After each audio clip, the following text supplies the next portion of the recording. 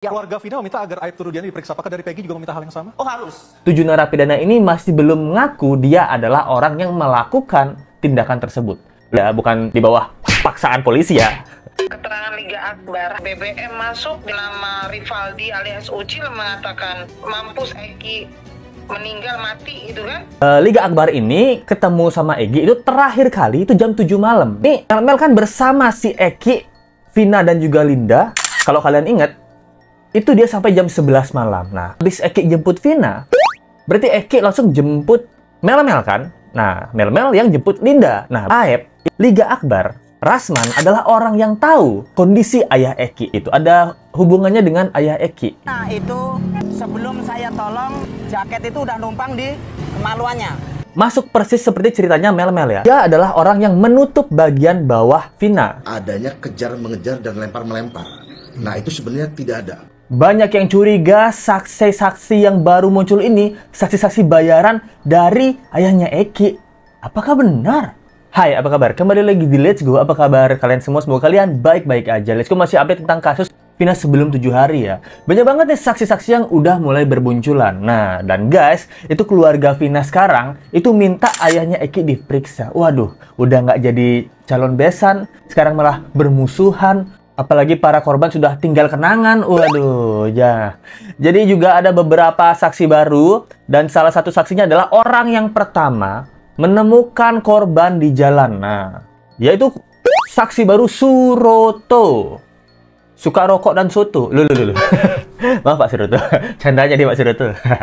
Ada saksi yang dia bilang bahwa dia adalah orang yang menemukan korban dan membawa ke rumah sakit. Namun keterangannya itu ternyata mirip dengan keterangannya Mel guys. Nah, jadi yang kemarin kita curiga Mel ini berbohong, ternyata kalau kita gabungin dengan saksi lainnya, itu ceritanya benar gitu. Wah, bahkan dengan ceritanya Liga Akbar, itu juga ceritanya Mel ini benar. Wah, jangan-jangan Mel ini memang benar-benar Mel. Maksudnya benar-benar saksi yang tidak dipercaya oleh para ahli ya kan? Mel kan nggak ada yang percaya. Siapa? Hotman Paris nggak percaya. Susno 2J nggak percaya. Keluarga Vina nggak ada percaya. Mel yang percaya cuman dirinya sendiri aja. Let's Go percaya Mel. Let's Go masih menaruh kepercayaan sama Mel lo. Karena ceritanya kalau kita sambungin itu benar ceritanya Mel. Oke, kita bahas dulu ya. Masalah yang pertama ini adalah ayahnya Eki. Ayahnya Eki itu kan di Satuan Res Narkoba. Ya. Ini peristiwa pidana umum. Polisi itu tidak boleh tidak mengerti hukum. Kalaupun mengamankan ya sebagai seorang orang tua yang juga anggota polisi, tapi tetap harus profesional. Nah, informasinya itu kan diinterogasi sendiri, kan sudah langsung dicari, DPO-nya juga sudah ditentukan padahal belum dibuatkan laporan polisi. Saya tidak tahu itu bagaimana penyidik kok bisa menetapkan tersangka kepada Peggy Setiawan. Keluarga Vina meminta agar Aibtu Rudiana diperiksa. Apakah dari Peggy juga meminta hal yang sama? Oh, harus. Harus itu. Nah, itu guys. Jadi keluarga Vina meminta ayahnya Eki ini buat diperiksa. Wah, keluarga Vina guys. Mantan calon besannya dulu minta ayah Eki ini diperiksa. Dan dia juga bilang, ini ayah Eki ini kan ngurusin narkoba ya. Ini bukan ngurusin pidana. Walaupun ketika emosi, nah dia bilang emosi ya. Emosi dia ingin mencari keadilan untuk anaknya sendiri. Dan akhirnya dia mendapatkan pelaku-pelaku tersebut. Dan dia juga menentukan DPO-DPO-nya padahal belum dibuatkan laporan polisi. Dan dia juga menginterogasi sendiri. Saksi-saksi diinterogasi, lalu pelaku-pelaku diinterogasi, dan dia menangani itu sendiri. Nah, menurut Pak Tony ya gitu.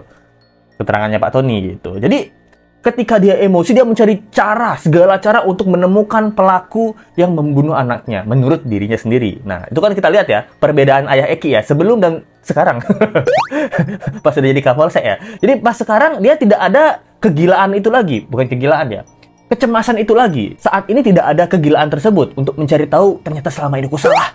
Aku menangkap orang yang aku curigai, namun ternyata bukti-buktinya tidak mencurigai mereka, tidak cukup untuk menahan mereka. Aku harus mencari pelaku yang sebenar-benarnya gitu. Nah, tidak ada kegilaan itu lagi untuk mencari pelaku sebenarnya. Berarti ayahnya Eki sudah berhenti mencari pelaku pembunuhan anaknya saat dia menangkap 7 pelaku yang ada di penjara sekarang. Nah, yang dimana 7 narapidana ini masih belum mengaku dia adalah orang yang melakukan tindakan tersebut. Belum mengaku secara jujur ya, bukan di bawah paksaan polisi ya. Bukan ngaku kamu yang membunuh Vina dan Eki. Tidak. Masa sih? Bunuh nggak? Masa? Bunuh Pak. Nah, itu kan beda ya tekanannya. Harus itu.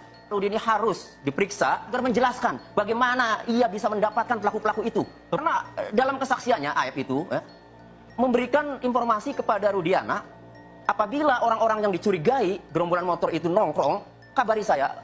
Aib ini kan bercerita setelah ada nongkrong, kemudian dikabari, nggak lama kemudian diangkut kan.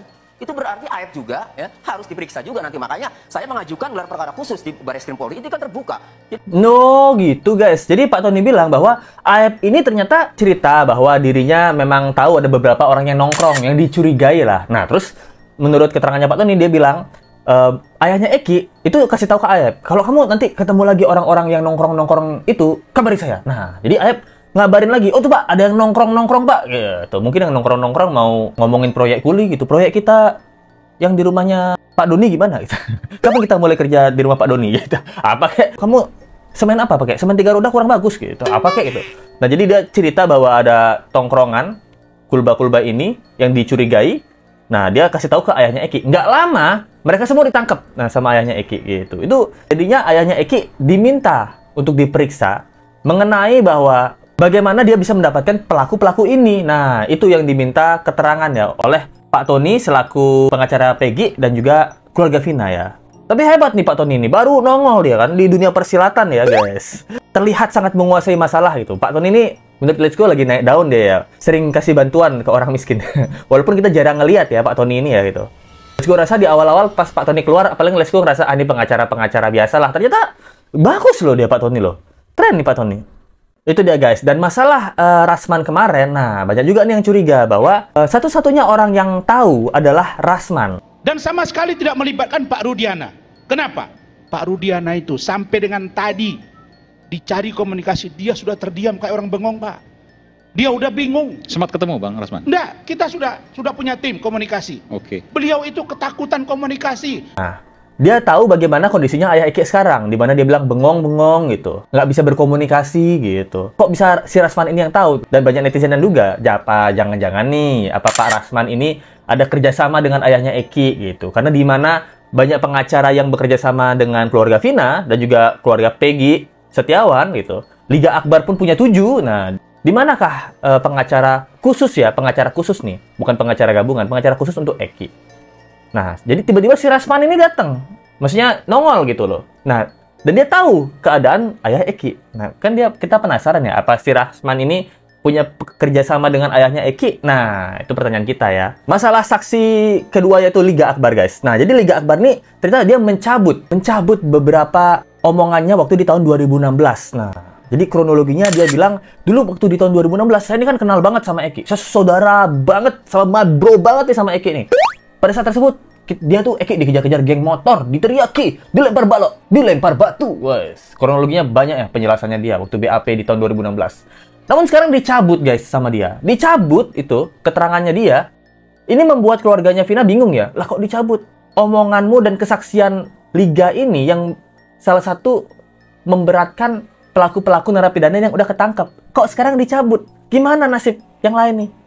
Keterangan Liga Akbar hari ini yang mencabut keterangannya, saya sedikit agak bingung, dan apakah dengan mencabutnya keterangan itu adalah sudah menjadi keterangan yang sebenarnya. Di dalam putusan ini jelas ada peranan-peranan yang dia katakan terhadap melihatnya kejadian tersebut. Kemudian ada juga dia menerima BBM masuk dari salah satu orang bernama Rivaldi alias Ucil, mengatakan bahwa mampus Eki meninggal mati gitu kan. Ini sudah ada pembuktian di hadapan majelis hakim. Ini saya jadi sebagai kuasa hukum keluarga Vina ini jadi bingung sekali gitu. Nah itu guys, jadi kuasa hukum keluarga Vina ini bingung ya. Kok Liga Akbar ini mencabut beberapa kesaksiannya. Bahkan kesaksiannya dia pernah bilang, dia dapat BBM dari salah satu pelaku si Ucil. Dia bilang, mampus loh Eki. Nah, mati dia sekarang. Nah, bahkan BBM, dia dapat BBM gitu. Dan itu diberikan kesaksian waktu 2016 di Liga sama Liga Akbar, dan sekarang dia cabut gitu. Ada poin-poinnya aja itu, terutama terkait adanya kejar mengejar dan lempar melempar. Nah itu sebenarnya tidak ada. Poin akhir ketemu itu dengan Egy dan Vina pada malam itu sekitar pukul 7 malam. Terakhir di situ ketemu. Jadi pengacaranya bilang bahwa yang dicabut, ini pengacaranya ya, dia bilang bahwa yang dicabut terutama kronologi dari kejar mengejar dan lempar melempar itu dicabut. Nah terus dia bilang Liga Akbar ini ketemu sama Egy itu terakhir kali itu jam 7 malam. Nah, karena waktu itu Egy bilang mau jemput Vina. Nah, jam 7 malam itu. Dia terakhir kali dia bilang ketemu Egy jam 7 malam. Dia mau jemput Vina. Setelah itu dia berpisah. Kelanjutan dari kejadian tersebut, Liga Akbar tidak tahu menau. Oke, itu ya. Pertanyaan kita dengan Mel-Mel. Nah, ini Mel-Mel kan bersama si Egy, Vina, dan juga Linda. Kalau kalian ingat, itu dia sampai jam 11 malam. Nah, apakah setelah pergi bersama si Liga Akbar, Egy pergi bersama Mel-Mel? Nah, karena menurut Let's Go ini menjadi satu cerita ya. Liga Akbar, dia tuh bilang kenal deket sama keluarganya Egy. Tapi terakhir kali dia ketemu Egy itu jam 7 malam. Karena dia bilang Egy mau jemput Vina. Oke, berarti abis Egy jemput Vina, berarti Egy langsung jemput Mel-Mel kan? Nah, Mel-Mel yang jemput Linda. Nah, berarti kan ada kemungkinan tuh dari jam 7 malam sampai jam 11 malam gitu. Karena cerita Mel-Mel terakhir mereka berpisah di jam 11 malam gitu. Wah, berarti nih Mel-Mel kesaksiannya ada benernya juga nih. Agak ini nggak guys? Agak cocokologi nggak? Ketika Aep itu adalah saksi dari siapa? Dari ayah Egy. Nah, Liga Akbar itu saksi yang kabarnya kenal dekat dengan ayah Egy, dengan keluarganya Egy. Rasman adalah orang yang tahu keberadaan dan kondisi ayah Egy. Nah, ini ada yang bilang misi Aep gagal, gantinya Liga Akbar. Nah, bahkan netizen juga curiga ya. Nah, apakah saksi-saksi Aep, Liga Akbar, dan juga Pak Rasman ini gitu ada hubungannya dengan ayah Egy gitu. Nah, oke, masalah Mel-Mel sekarang dengan Pak Suroto ini menurut Let's Go juga ada hubungannya guys. Statementnya Pak Suroto sama Mel-Mel ini menurut Let's Go sama nih. Tapi sebelum itu kita iklan dulu guys. Lebih nggak iklan ya. Jadi terima kasih buat teman-teman yang udah berdonasi di Let's Go. Dari Super Thanks ada Tan Daniel Wijaya gitu. Sukses terus, Let's Go. Itu ada viral Bu Widya. Sepertinya terduga pelaku itu ada kaitannya dengan ayahnya keparat. Keparat itu maksudnya oknum aparat kan? Jangan keras-keras dong. Itu sendiri bang gitu. Konspirasi bubuk sagu. Oh, panggil detektif Conan bang. Iya, bubuk sagu kan gitu. Ya memang bisnis ekspor import. Ya ini yang Let's Go bahas ini kan maksudnya. Makasih ya Daniel gitu. Lalu dari Dedi gitu. Terima kasih ya Dedi. Lalu dari Ulfa gitu. Wah, emot sedih yang memang menyedihkan ya. Aduh. Dari Neymalizer gitu. Kapok nonton lu sambil maskeran. Ketawa mulu gua. Kocak. Sehat selalu bang gitu. Sehat selalu Neymalizer gitu. Jadi terima kasih buat teman-teman yang udah berdonasi. Kalau mau donasi lewat Sareweria ada di link di bawah. Kalau dari Super Thanks di komen sebelah kanan. Oke, makasih buat teman-teman yang udah donasi ya. Lanjut guys. Ini saksi Pak Suroto. Ini ada hubungannya dengan Mel-Mel. Kenapa Let's Go mengatakan seperti itu? Kita bahas. Apa yang Bapak lakukan? Saya nolong pertama karena si Vina itu sebelum saya tolong jaket itu udah numpang udah buat nutup kemaluannya. Jaket yang sama seperti yang digunakan oleh Egy? Betul. Saya betulin celana dalamnya si Vina. Celana dalamnya melorot? Melorot. Tidak semestinya dia pakai kayak kita umumnya. Oke. Terus apa yang Bapak lakukan? Ya saya betulin. Jadi Pak Suroto ini dia bilang bahwa dia menemukan Vina itu dengan kondisi celana dalam yang udah tidak pada tempatnya, yaitu mungkin di bagian bawah paha ya atau setara lutut gitu. Dan dia bilang sebelum saya menolong Vina, jaket itu sudah menumpang di bagian bawahnya Vina. Nah, ini kan masuk persis seperti ceritanya Mel-Mel ya. Cerita Mel-Mel mengatakan bahwa dia adalah orang yang menutup bagian bawah Vina. Setelah dia menutup bagian bawah Vina, dia langsung mencari bantuan. Karena Mel-Mel bilang pada saat tersebut itu sepi, nggak ada orang. Nah, sedangkan Pak Suroto adalah orang yang pertama kali menemukan para korban. Yang langsung menolongnya gitu. Nah, berarti kan apakah Mel-Mel ini menutupi bagian bawah Vina dengan jaket XTC dari Egy dan langsung mencari bantuan, itu benar adanya gitu. Karena secara urutan omongannya Mel-Mel ini benar. Saya yang nutupin tuh bagian bawahnya Vina. Sabar ya. Dia bilang gitu kan. Langsung dia mau cari bantuan. Pada saat tersebut dia bilang masih sepi. Nah, pas dia balik-balik, karena dia nggak dapat bantuan, pas dia balik itu udah ramai. Udah ngumpul lah orang-orang sekitar sana. Bahkan para pelaku juga ada beberapa di situ. Nah, berarti keterangan Mel-Mel ini menurut Let's Go lumayan oke nih, karena dari statementnya Liga Akbar yang Egy jemput Vina, lalu dari Pak Suroto mengatakan bahwa Vina ditemukan dengan kondisi jaket di bawahnya terlebih dahulu gitu. Itu juga sama dengan keterangannya Mel-Mel. Nah, apakah memang Mel-Mel ini benar-benar saksi yang sebenar-benarnya gitu? Tapi nggak ada yang percaya aja. Tidak ada yang percaya kamu, Mel-Mel. Kamu kejauhan sih di Kalimantan Barat gitu. Let's go masih pribadi ya. Let's go masih percaya dengan Mel-Mel ini. Ada sedikit kepercayaan Let's go terhadap Mel-Mel ini. Ayo Mel-Mel, buat lagi dong, klarifikasi dong. Aduh, ini sayang Let's go tidak bisa mengontak Mel-Mel ini ya gitu. Kalau bisa mengontak Mel-Mel, tapi nggak bisa Let's go terbangin juga ya, nggak ada duit. mungkin zoom aja ya Bang Mel-Mel ya gitu. Mobil Ranger datang ya, si korban perempuan ini saya papak terus Pak, dan minta tolong, tak sabar, istighfar ya Dek, istighfar, sabar, istighfar terus. Tolong Pak, tolong. Iya, iki sama saya udah ditolong tinggal nungguin mobil. Nah, dan juga dia bilang bahwa Vina ini masih bisa ngomong tolong gitu. Tapi kemarin kalau kata Mel-Mel, Vina ini nggak bisa ngomong ya, dia cuma melihat mata Mel-Mel seperti satu sama lainnya. Dan ayahnya Vina juga mengatakan Vina ini nggak bisa ngomong, cuma bisa nafas doang gitu, karena udah banyak darah ya. Nah ini Let's go kurang tahu ya. Nah itu dia guys, gimana menurut kalian tentang kasus kali ini? Apakah Mel-Mel saksi yang berbohong yang tidak ada orang percaya gitu? Kalau Let's go masih menaruh harapan dengan Bang Mel-Mel ya gitu. Tapi sayang banget nih nggak ada yang percaya nih gitu. Pengacara Vina nggak percaya. Tulis pendapat kalian di kolom komen.